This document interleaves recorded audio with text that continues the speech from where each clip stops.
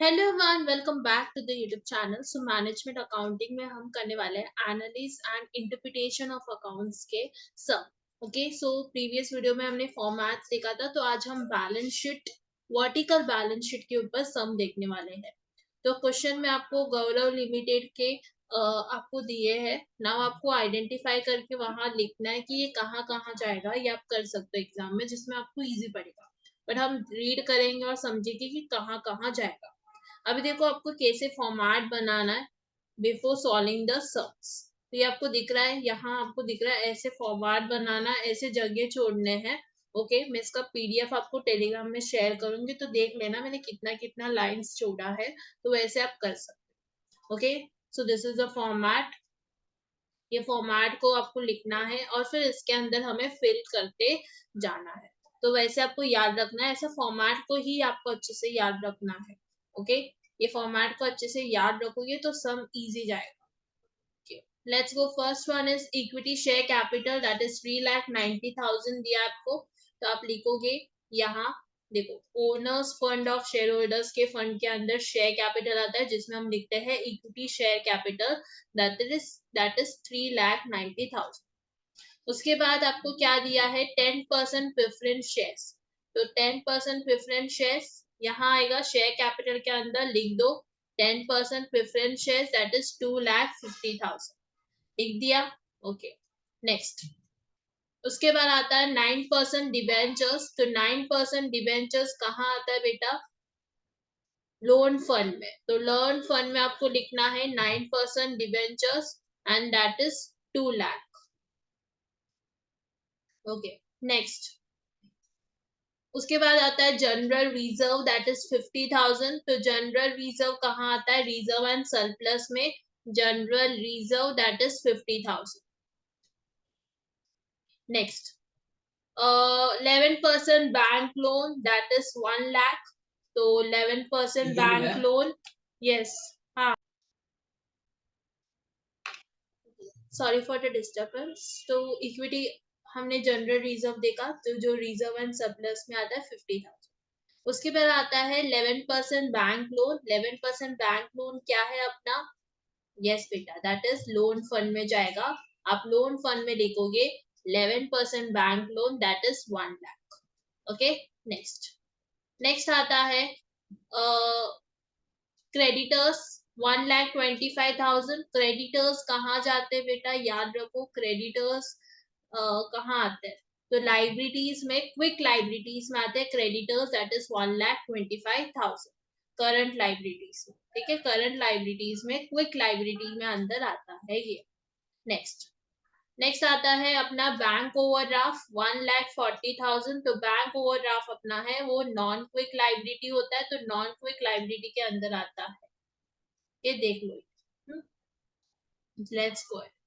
उसके बाद आता है अपना नॉन क्विक लाइबिलिटी के बाद, सॉरी, क्रेडिटर्स के बाद बैंक ओवरड्राफ्ट हो गया। Provision for tax, that is 1,35,000। ये कहाँ जाता है, provision for tax.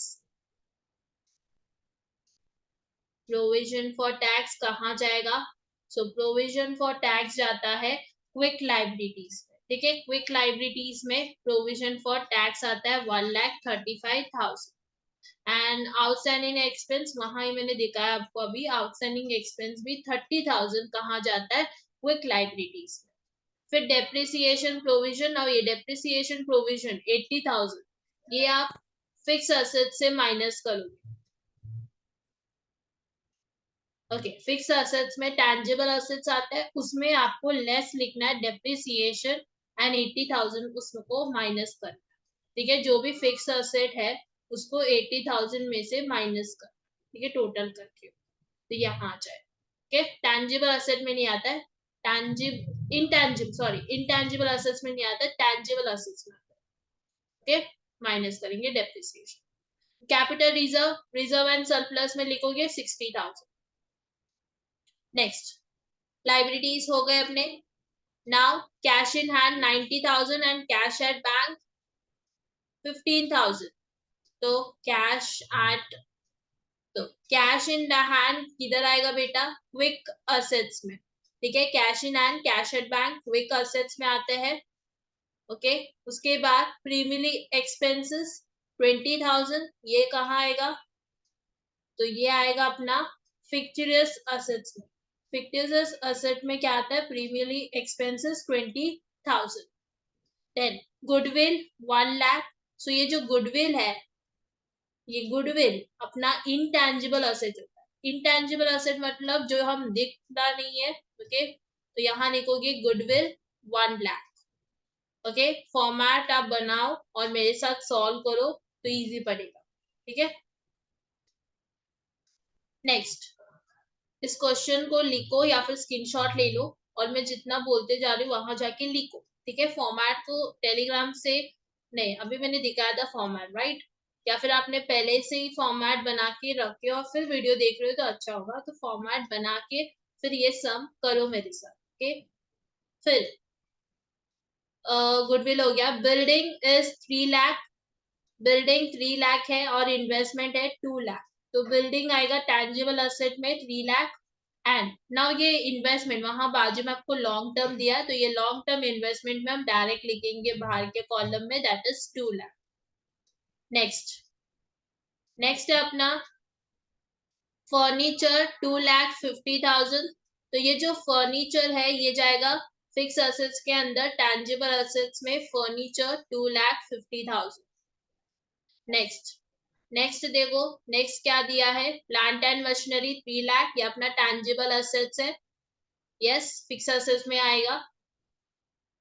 Okay, debtors 1,50,000। ना ये डेटर्स कहाँ जाता है? डेटर्स बताओ, डेटर्स किधर आएगा बेटा? अभी हमने देखा था डेटर्स को, जब आप सॉल्व कर रहे थे तब देखा। यस, डेटर्स आता है क्विक असेट्स में। ठीक है, डेटर्स जो है वो क्विक असेट्स में आते हैं, that is 1,50,000। Next, prepaid expenses 50,000, stock 2 lakh. तो प्रीपेड एक्सपेंसेस किधर आएगा? प्रीपेड एक्सपेंसेस तो ये अपना नॉन क्विक असेट्स है, तो इधर लिखोगे एंड स्टॉक भी नॉन क्विक असेट है, इधर। ओके, समझा? नेक्स्ट, नेक्स्ट क्या बचा है?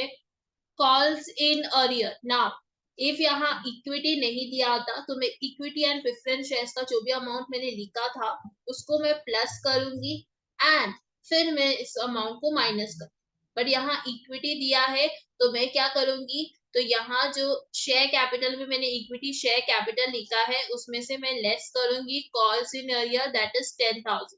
तो 3,90,000 में से 10,000 को माइनस करो एंड 2,50,000 को प्लस करो, मिल जाएगा आपको अमाउंट। ठीक है, चलो नेक्स्ट, नेक्स्ट आता है commission on issue of shares 15,000, ये अपना क्या है? Fictitious assets.